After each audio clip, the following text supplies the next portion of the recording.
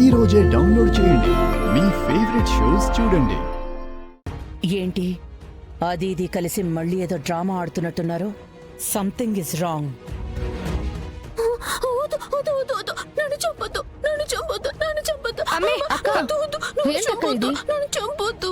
విశాల్ గారు ఎందుకు చంపుతారు?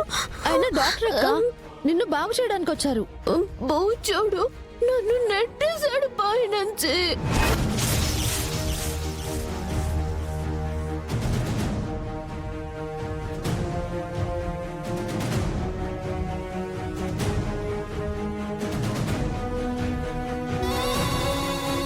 దర్శన్, ఏంటి నాన్న ఇది? ఏం బాబు, అనన్య కూడా నువ్వు తోసావనే కదా చెప్తోంది.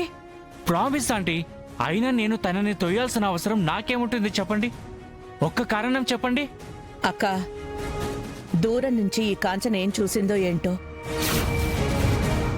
మొన్న గుళ్ళో ట్రీట్మెంట్ లాగే ఇక్కడ కూడా ఉంటుందేమోనని భయపడి కావాలని ఇలా చెప్పుండొచ్చు కదా. అనన్య కూడా అలాగే చెప్తోంది కదా ఆనంద. ఆంటీ ప్లీజ్ ఒక్క నిమిషం. వాస్తవానికి ఈవిడ చెప్పేది కూడా కొంతవరకు నిజమే.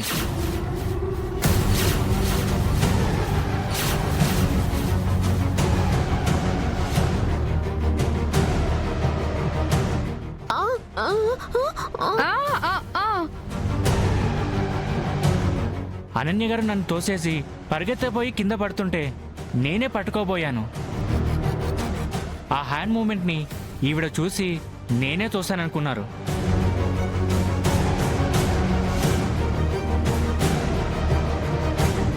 అప్రాక్సిమేట్గా మతి స్థిమితం సరిగా లేని ఈవిడ కూడా నన్ను బూచోడో అంది. దానే ఈవిడ అలా అనుకోవడానికి ఒక కారణమైంది.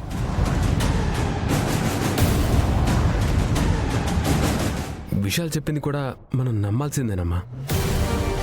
అనన్య ప్రవర్తన ఇప్పుడు ఎలా ఉందో ఆ యాక్సిడెంట్ ద్వారా మనందరికి ఒక క్లారిటీ వచ్చింది. ఇలా ఓవర్ యాక్షన్ చేసి ఎదుటి వాళ్ళని బుక్ చేయడంలో అత్తయ్య గారిది అందవేశం చెయ్యని మనందరికీ తెలుసు.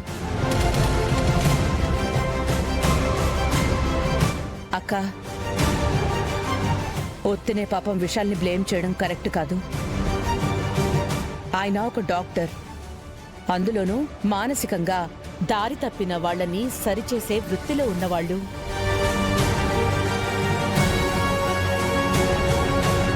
అలాంటి వ్యక్తికి కోపం, ద్వేషం ఉంటాయి అనుకోవడం మన అమాయకత్వం అనిపించుకుంటుంది.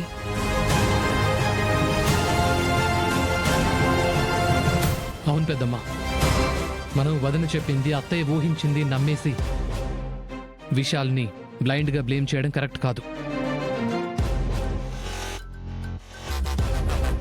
నాకు విషయాల గురించి చాలా బాగా తెలుసు. తన లైఫ్ ఒక అమ్మాయి చేసిన మోసం వల్ల చాలా బ్యాడ్ స్టేజ్కి వెళ్ళిపోయి కూడా తనని తాను రీకన్స్ట్రక్ట్ చేసుకుని డాక్టర్ అయ్యాడు. అలాంటి వాడు ఇలాంటి పని చేయటం ఇంపాసిబుల్. కరెక్టే దర్శన్.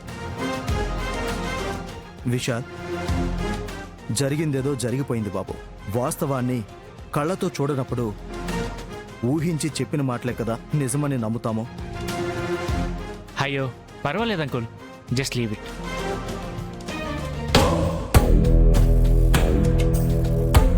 అనన్య గారికి తప్పకుండా క్యూర్ అవుతుంది. తన్ని ఎగ్జామిన్ చేసినప్పుడు నాకు క్లారిటీ వచ్చింది.